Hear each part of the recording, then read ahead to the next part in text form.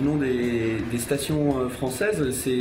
C'est super accessible, c'est super facile de prendre une navette aéroportée depuis les Arcs par exemple et d'arriver dans le Val Grisange et de découvrir des endroits vierges avec de la super neige, des endroits très sauvages.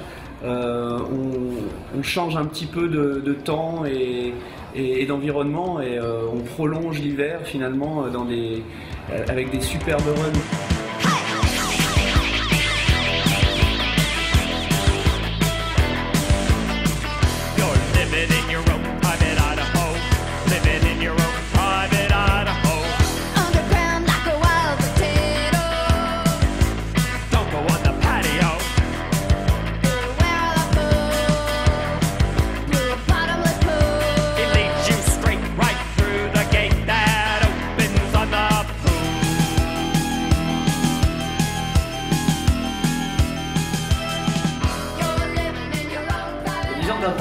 En tant que skieur et qu'adepte du freeride, du hors-piste, on se rend compte qu'on cherche toujours la neige au Canada, au Japon, aux US, au Kashamka ou en Turquie, je ne sais plus où on veut, mais en tout cas dans tous les endroits reconnus pour les skis dans le monde.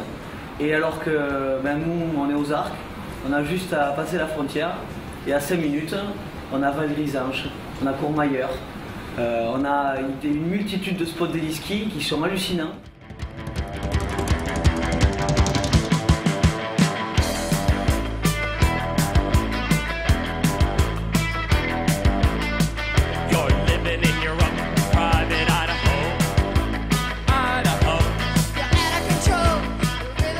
Par rapport au Val d'Aoste, c'est que c'est très complémentaire de la vallée du Mont Blanc. Quand nous on a 3 jours de feu, nous on a de la neige qui est en train un petit peu de courir. Pendant ce temps il tombe ici de la neige. Donc quand eux ils ont de la neige, nous on n'en a pas beaucoup. Quand nous on a de la neige, eux ils en ont un petit peu moins. Donc les deux vallées sont très complémentaires et proposent donc vraiment à L2 beaucoup de ski à faire. Et le Val d'Aoste en plus, c'est vraiment l'endroit où on va bien manger, on va être bien accueillis. Tous les gens parlent français ici. Et vraiment, c'est toujours un plaisir de venir là, on a toujours un accueil fantastique.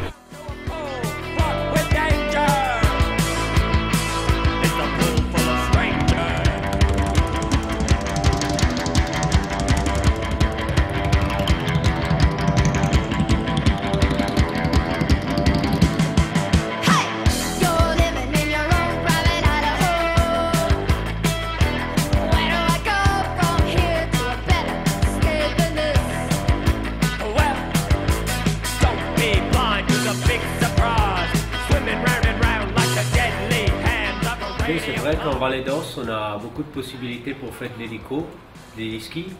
Il y a à côté Mont-Blanc, c'est-à-dire Courmayeur, la Tuile et le Val Grisange. Il y a à côté Mont-Rose avec des dépôts à 4200 mètres, le col du Lys. Et on peut partir depuis Chervignan, soit Gressonnet ou Champoluc. C'est-à-dire que, disons, toute la Vallée d'Aoste est couverte par cette possibilité de faire de l'hélico.